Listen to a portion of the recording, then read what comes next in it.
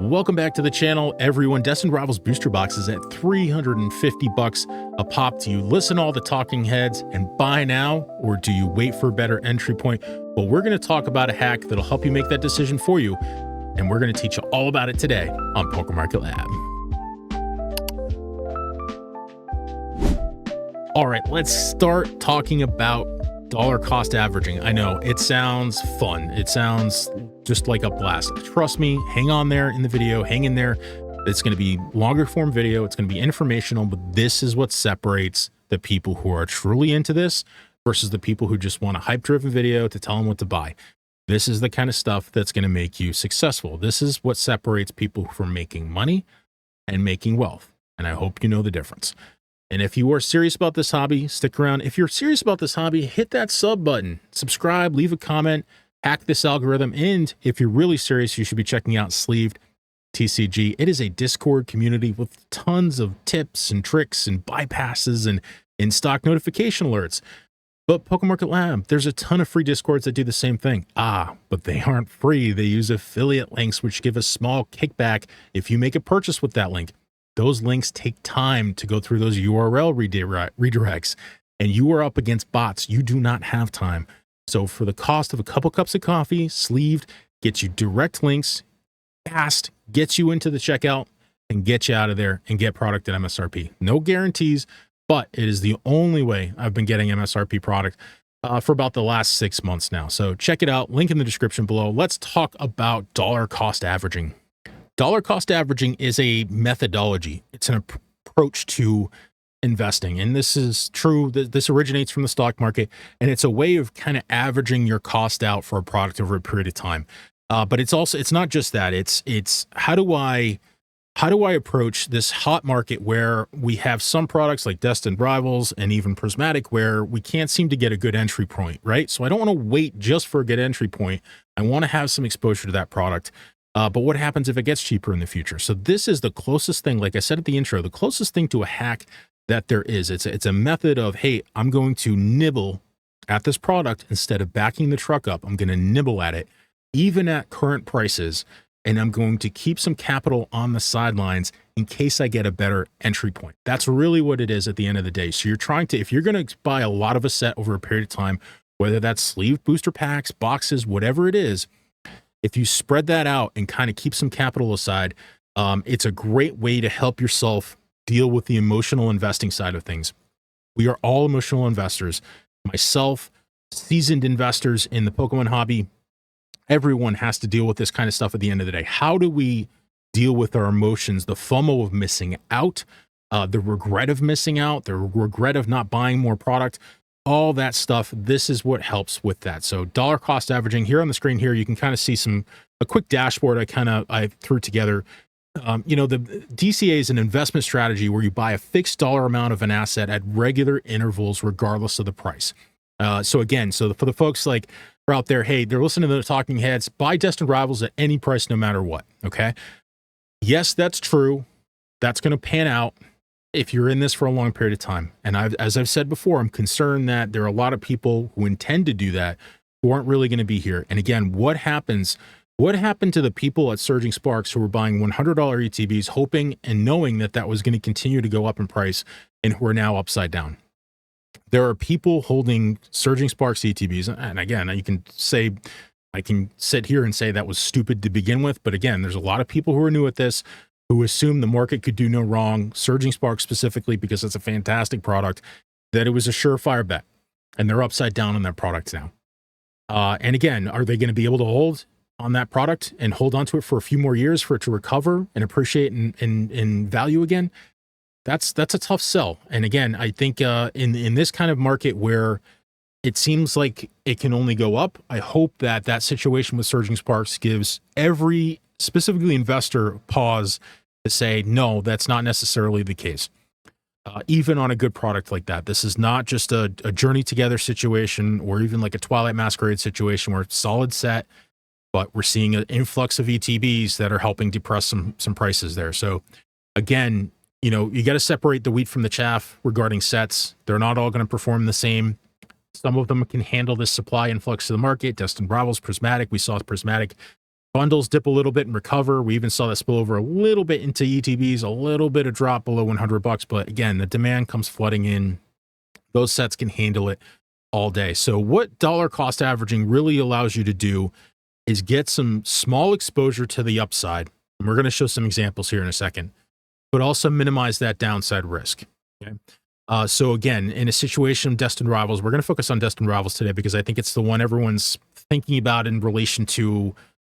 I think everyone's trying to protect themselves from an evolving skies situation where those booster boxes just continue to run up. But I want to caution you, even even evolving skies had a dip in price. It wasn't a straight line up. And again, I know it seems that way. And I know, hey, zoom out on TCG player and it's really just straight up. It's had very little in the way of pullback. Well, those who have been here in the hobby for a while know that on rumor of evolving skies reprints, we did see a dip. So there was a great entry point. So people who had, kind of dollar cost average and kept some capital aside for a potential for that to happen in the future, were able to back the truck up and load up. People who waited for surging sparks and saying, you know what, I don't want to pay $100 for an ETB. Yeah, they had another opportunity to buy in at a much cheaper price. And dollar cost averaging doesn't mean wait for an entry point, wait for a price entry point. It means grab one or two at current market prices, right? So that gives you that upside exposure, but you're keeping most of your capital on the side for a future entry point. And you may never get that entry point, right? This isn't a guarantee. This is a methodology to take the thinking out of it. Instead of waiting, instead of listening to a talking head or so on and so forth, this just is an automatic. So again, let's look at two scenarios here. Let's kind of push forward here. There's two scenarios, two future states. I think where the market could be, and I think where myself personally, my own capital is on the precipice of which path do we eventually arrive at, right? So scenario one is current hot market continues, demand is sustained, and reprints have no appreciable effect on market prices. This one we're not even going to get to at this point because we've already seen some pullback in certain products with a certain amount of volume. It's not just I've said this before, it's not just the volume of product hitting the market, it's the confidence hit that seeing that kind of volume hit the market flushes out some people. It flushes out some weak hands, some paper hands. In this scenario, prices continue upwards. So again, we're going to pick on destined rivals here because I think that's the one that really could run up. It already is running away from us at this point. Boxes hit at $500 a pop, right? I don't think that's out of the question as a potential scenario if we don't see more destined rivals booster box supply hit the market. Scenario two, market softens when the weaker products get substantial reprints, a la what we saw in Surging Sparks, and the confidence is shot and that price decrease spills over into hot sets. So say we had a Surging Spark situation. What happens if maybe Prismatic gets a massive reprint and yes, we have a ton of demand on Prismatic, but what if it's enough to soften prices down to 90 or 85? And then suddenly people get really concerned and then they duck and run out, not even just in that set, but that just spills over into even the hot sets. I'm not saying either one of these scenarios is going to happen. I would say scenario one is the more likely, output at this point, but this is the kind of like, if you're going to paint a picture here, you're standing on the precipice of two paths. They're very foggy. We cannot see which one's going to happen, but your hard-earned money, you want to protect, right? Capital preservation is the number one goal. If we're going to put our money into something, we want it to grow, but that is the secondary goal. The first one is we want to prevent the downside risk as well. So is there downside? There's downside and upside risk in both of these scenarios. In scenario one, if I don't buy product and that runs up, I missed up on that outside. I missed out on that upside. In scenario two, if I buy product at current prices, there's a chance I'm going to have to live with something that's cheaper in price that I'm upside down on, right? But by not going all in on that first purchase, I minimize that downside, okay? So the recommendation from a dollar cost average standpoint is first going to be how much money do you have to spend per month? If you're going to continue to do this, I assume that you have in some way, shape, or form some kind of budget that you're going to spend every month. So I would urge you, if you're thinking about making purchases on expensive product where they're still in the reprint window, by the way, this does not count for Sword and Shield, older product where the volatility in that market, right? I think that's a separate market. The volatility for Chilling Reign boxes, for Fusion Strike, Lost Origin boxes is just much less. We don't have an influx of supply coming to market. The only supply is sitting on people's shelves. And every single day, that supply is getting smaller and smaller as people rig boxes. That is essentially a deflationary standpoint, right? In terms of, I shouldn't say deflation. It's inflationary in that the supply is always shrinking, driving down the supply, which is going to drive up the price of that box. There's no more supply of that stuff coming. Almost everything we're talking about in Scarlet Violet can, and some of it will, get reprinted. So these are different scenarios. So if you're on the fence about buying, let's talk about Prismatic and Destined Rivals. I think that's what everyone wants these days, right? And those are the two sets that I've urged people to be careful about, because we're still within the 2-year window, well within the 2-year window. I think the intent from the Pokemon Company is to print, baby, on both of these sets, specifically Prismatic. So let's talk about Prismatic. How do you approach this? It's a $100 ETB. And this applies to any type of product that you're getting, but we're going to pick on the ETB right now. I want to have some upside exposure to Prismatic. I don't want to be so dogmatic about my typical approach, which is I'm not chasing prices to the point where I lock myself out of taking any upside on that product. So the thought with dollar cost averaging is, okay, if I were to spend $300 or $400 on Prismatic this month, if that's what I would like to spend, maybe I spend $100 or $200 instead, and I get 2 ETBs. I'm going to take that other extra $200. I'm going to set that aside. I'm not going to make any moves with that. I'm going to set that aside, and that's for future potential purchases for that set, that specific product. So again, going down the path, what happens month 2, 3, and 4, right? So say Prismatic starts to go up and continues to go up, right? We have exposure to that upside. We bought our 2 boxes, right? And at some point you can decide too, hey, you know what?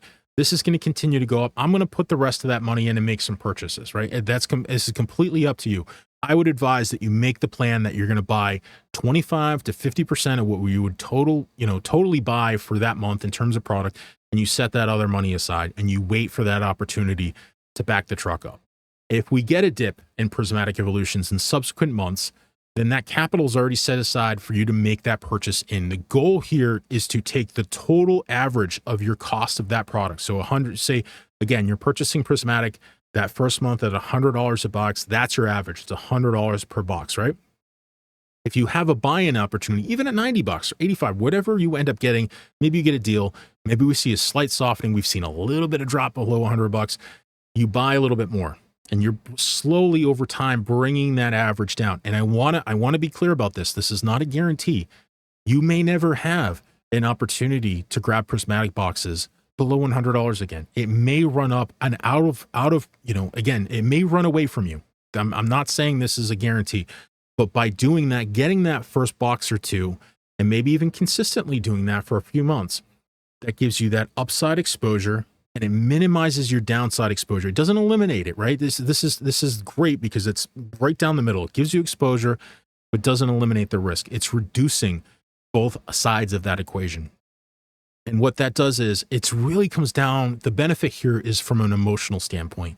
We're all emotional people. At the end of the day, we emotionally trade. I love certain sets. I love Prismatic. I love Crown Zenith. And that's going to tend to want to make you buy things, right? And think and not think before you make purchases. This forces you, by using this methodology or any methodology, it forces you to stop and think about your purchases before you make them. It creates a structure to that purchase. And it's not about eliminating that emotional trading or those emotional actions. It's about recognizing that you have them, because you are human at the end of the day. We all are, right? Even myself, I've been doing this for a period of time. I still have to put guardrails up. That's what it's about. It's about putting guardrails up.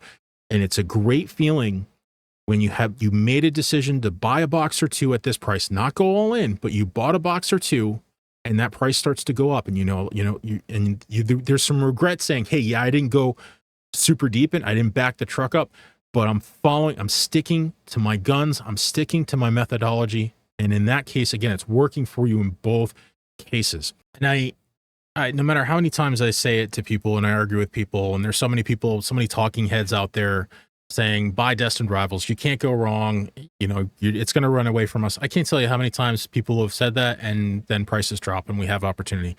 And that, again, that's not a guarantee, but I want you in a market that's this hot, we have to look at the other side of the equation on, again, like I put those two scenarios on screen. These two options are real, right? This can happen.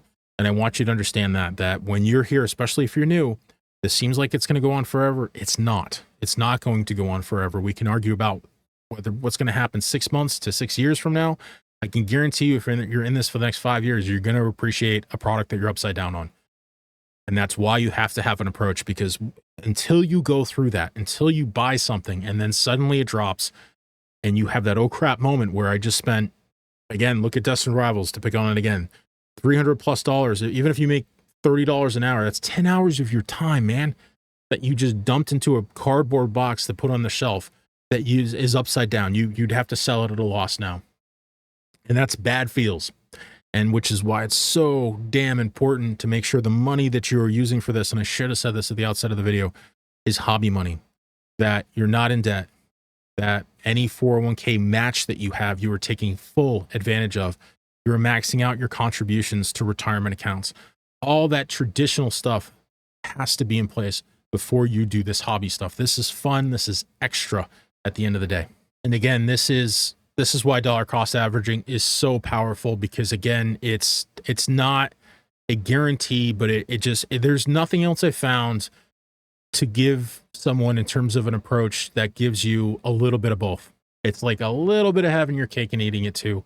And it served me so incredibly well. And something I think is important to talk about too is the concept of opportunity cost. That's really what this is at the end of the day, is how many times I've gone all in on something, because I've been there. I've emotionally invested into something saying, I can't lose on this. It's a guarantee. I absolutely love it. So I'm backing the truck up. And then it sits and it goes sideways or it goes upside down. And I went all in on it because had my conviction, didn't follow any kind of rules or fundamental ethos or methodology or whatever. I get stuck with it for a long period of time. It still plays out eventually, but because I'm patient, and that's plays out well over a long period of time. Opportunity cost is a similar thing where it's the cost of going all in on something, not leaving some capital on the side for future opportunity. That's what it's about. It's having that money aside for a drop, or someone selling something that's cheaper than you can get it at market, whatever that is. I urge you to stop trying to maximize every single dollar by just spending it as soon as it hits your bank account. Keep some aside. Keep some aside for an opportunity that presents itself, because they will. And I can tell you, every time that I held a little back, an opportunity presented itself. Boy, was I glad. I was glad. Again, that happened at the beginning of Scarlet and Violet. I waited. I was not. Sword and Shield was pumping a little bit, and I was buying Sword and Shield, but I was keeping most of my money aside. And then Scarlet and Violet hit, and it was down. And boy, that's when I was backing the truck up. And I've talked about this many, many times, where that opportunity, having that capital set aside, was such a benefit. And again, it's made me a lot more wealth than it's made me money. And again, I hope you know the difference between those two things. Let me know what you think in the comments section below. And of course, if you want a longer form conversation, hit me up at PokeMarketLab@gmail.com. I have some conversations with folks, just longer form, you can't do in the comment section of a YouTube video. Would love your subscription. Would love a like here. And with that, we're going to see you on the next one. PokeMarketLab